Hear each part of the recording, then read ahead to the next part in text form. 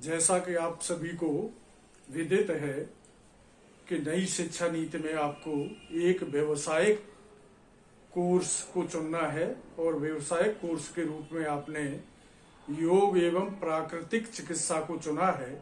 तो उसी संबंध में जो आपका सिलेबस है उससे में आज एक चैप्टर है योग एवं योग का अर्थ एवं उसका महत्व। योग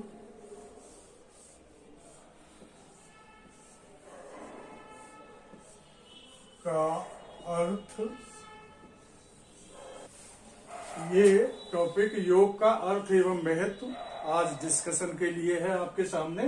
तो इसमें आप ये देखिए कि योग का अर्थ पहले मैं आपको बताऊंगा, उसके बाद इसके महत्व पर चर्चा करूंगा। तो योग क्या है, इसका अर्थ क्या है और विभिन्न विद्वानों ने इसे कैसे परिभाषित किया है। तो सबसे पहले हम इसकी थोड़ी सी भूमिका में जाएंगे आपको बताने के लिए कि हमारे लिए योग कितना जरूरी है। जब से मनुष्य जाति का आविर्भाव इस पृथ्वी पर हुआ तभी से वो अपने निरोग और स्वस्थ जीवन की परिकल्पना में उसने कई तरह की खोजें की हैं, कई जड़ी बूटियों को खोजा। तो इसी के तारतम्य में उसने कई चिकित्सा पद्धतियों को जन्म दिया, जिसमें आपका आयुर्वेद, यूनानी पद्धति, होम्योपैथिक, एलोपैथिक जैसी कई चिकित्सा पद्धतियां हमारे सामने आईं। और साथ ही साथ दूसरी तरफ हमारे ऋषियों मुनियों ने एक ऐसी चमत्कारी चीज योग के रूप में हमें दी है जिससे हम अपने शरीर की क्षमताओं को बढ़ा के अपना निरोग जीवन जी सकते हैं। तो योग केवल अभ्यास नहीं है, हमारा शारीरिक अभ्यास नहीं है, बल्कि योग के माध्यम से हमारा शरीर और आत्मा का मिलन होता है। एक तरीके से हम अपनी जो कार्य करते हैं उन कार्यों को सही तरीके से संपादित कर सकते हैं योगिक क्रियाओं के माध्यम से। तो योग का अर्थ है, हमने योग संस्कृत भाषा के यज धातु से लिया है। जिस योग शब्द संस्कृत के यज धातु से बना है, जिसका अर्थ होता है संचालन करना, संबद्ध करना या जोड़ना। तो योग के माध्यम से हमारा शरीर और आत्मा से उसका जोड़ होता है एक तरीके से। तो शरीर और आत्मा का जोड़ ही योग कहलाता है। तो योग जोड़ने की क्रिया है। योग मात्र एक अभ्यास नहीं है, बल्कि योग के माध्यम से हम हमारी आत्मा और परमात्मा से इसका मिलन होता है। हमारी भारतीय संस्कृति में ये परिकल्पना की गई है कि हम पुरुषार्थ के माध्यम से अपने अंतिम लक्ष्य मोक्ष को प्राप्त कर सकते हैं। तो मोक्ष की प्राप्ति हम योग के माध्यम से कर सकते हैं। विभिन्न विद्वानों ने योग को परिभाषित करने का प्रयास किया है। पतंजलि, महर्षि पतंजलि के अनुसार योगा चित्त वृत्ति निरोधा, चित्त की वृत्तियों को कंट्रोल करने का माध्यम योग है। डॉक्टर संपूर्णानंद के अनुसार योग आध्यात्मिक कामधेनु है। ये आध्यात्मिक कामधेनु की तरह काम करता है। और हमारे भगवत गीता में भी योग को परिभाषित किया गया है, समत्वम योग मुच्यते, अर्थात समत्व के भाव में पहुंचाना ही योग है। तो इस तरह से योग हमें हमारी आत्मा को परमात्मा से जोड़ने का कार्य करता है। तो योग के अर्थ को समझने के बाद अब हम आते हैं दूसरे स्टेप पर, योग का महत्व। हमारे जीवन के लिए योग कितना महत्वपूर्ण है ये हम आपको आज डिस्कस करेंगे। तो यौगिक क्रियाओं के माध्यम से हम अपने को स्वस्थ रख सकते हैं, अपने को निरोगी बना सकते हैं। तो जो आज के जीवन में, आज की जीवन शैली में विभिन्न बीमारियों से मनुष्य ग्रसित हो रहा है, जैसे मधुमेह, रक्तचाप, उच्च रक्तचाप, इसी तरह से कई तरह की बीमारियां हैं, तनाव है, थकान है, अनिद्रा है, इन सारी चीजों का मनुष्य शिकार हो रहा है, तो इसका प्रभाव उसकी कार्य क्षमता पर पड़ता है और असमय ही वो काल के चक्र में फंस जाता है। तो इन सारी चीजों से हमें अगर मुक्त होना है तो निश्चित रूप से हमें योग का रास्ता अपनाना होगा। इसलिए योग हमारे लिए बहुत ही महत्वपूर्ण कार्य करता है।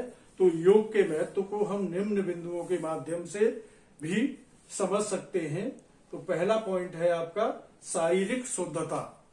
तो हमारी शरीर की शुद्धता को बनाए रखने के लिए योग महत्वपूर्ण है। हम नेत्र, धोती, कपालभाति, त्राटक, नौली आदि क्रियाओं के माध्यम से अपने आंतरिक शरीर की सफाई और उसकी स्वच्छता को सुनिश्चित कर सकते हैं। तो इन क्रियाओं को करके अगर नित्य प्रति जीवन में इन क्रियाओं को हम करेंगे तो निश्चित रूप से हम अपने अंतर्मन को स्वच्छ और साफ कर लेंगे, जिससे हमारी कार्य क्षमता में वृद्धि होगी। दूसरा पॉइंट है इसका रोगों से रक्षा। योग हमारी रोगों से ही रक्षा नहीं करता, बल्कि रोगों के निदान भी बताता है कि किस तरह से हम रोगों से छुटकारा पा सकते हैं। आज जो हमारी जीवन शैली से जुड़े हुए विभिन्न रोग हमें घेर रहे हैं, जो हमारे स्वास्थ्य को खराब करते हैं, हमारी कार्य क्षमता को कम करते हैं, तो उनके लिए हमें यौगिक क्रियाओं को करना बहुत आवश्यक है। अगर हम नित्य प्रति यौगिक अभ्यास करते हैं, प्राणायाम करते हैं। नंबर 3 है तनाव से मुक्ति। आज हम विभिन्न तरह के तनाव लेकर जी रहे हैं, तो इनका प्रभाव हमारे शरीर पर, हमारे मन पर पड़ रहा है, हमारा स्वास्थ्य खराब हो रहा है। तो उन तनावों से मुक्ति के लिए हम कुछ यौगिक क्रियाओं को करें, जैसे शवासन है, सर्वासन है, मकरासन है। इनके माध्यम से हम तनाव को आसानी से रिलीज कर सकते हैं और एक स्वस्थ जीवन जी सकते हैं। नंबर 4 है स्वस्थ शरीर के लिए योग। तो हमारा शरीर स्वस्थ रहे, हम निरोग रहें, हमारी कार्य क्षमता में वृद्धि हो, हम जो भी काम करें उस काम करने में हमारा मन लगे, इसके लिए हमें यौगिक क्रियाओं का सहारा लेना ही होगा, तभी हमारा शरीर स्वस्थ रह सकता है। तो सुबह सुबह हम दैनिक कार्यों से निवृत्त होकर विभिन्न यौगिक क्रियाओं को संपन्न करेंगे तो निश्चित रूप से हम स्वस्थ और निरोगी जीवन जी सकेंगे। नंबर 5 है आध्यात्मिक विकास। तो हमारे आध्यात्मिक विकास के लिए आवश्यक है कि हम योग को अपनाएं। तो इसमें आपका पद्मासन, सिद्धासन आदि ऐसे आसन हैं जिनके माध्यम से हम ध्यान और धारणा जैसी क्रियाओं को करके अपने को आध्यात्मिक क्षेत्र में उन्नत बना सकते हैं। नंबर 6 जो हम योग का महत्व बता रहे हैं आपको, उसमें पॉइंट नंबर 6 है शरीर का लचीलापन। तो हमारा शरीर, हम कोई शारीरिक मेहनत नहीं करते तो इस वजह से टाइट हो जाता है, और जब टाइट शरीर होता है, हमारे जोड़ टाइट हो जाते हैं, तो निश्चित रूप से उनमें विभिन्न तरह के रोग हमें सताने लगते हैं। कई तरह के हमें जोड़ों की दर्द या गठिया जैसी समस्याओं का सामना करना पड़ता है। तो शरीर हमारा लचीला रहे, इसके लिए आवश्यक है कि हम कुछ यौगिक क्रियाओं को नित्य प्रति अपने जीवन में सम्मिलित करें।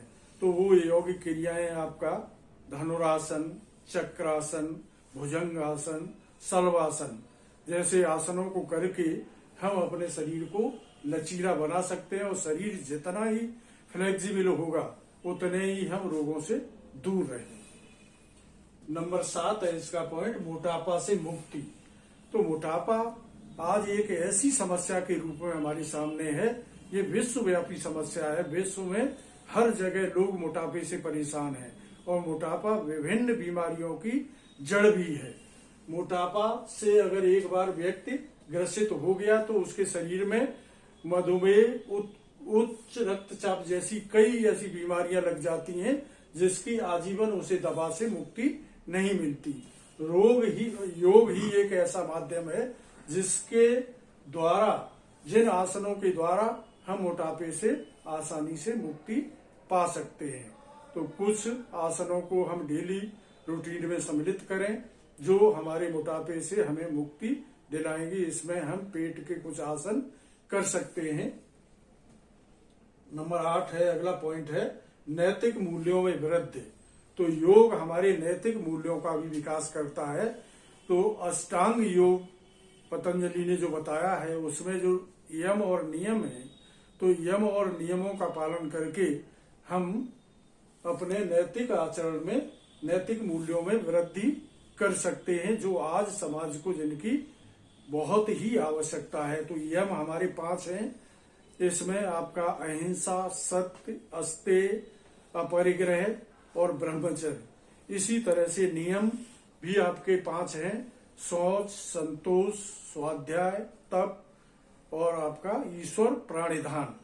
तो इन सब के माध्यम से जब हम योग से जुड़ते हैं और इन यम और नियमों का पालन करते हैं तो निश्चित रूप से हमारा जो जीवन है, हमारा जो व्यवहार है, हमारा लोगों से जो संपर्क है, तो उन संपर्कों में हमारी नैतिकता में वृद्धि होती है।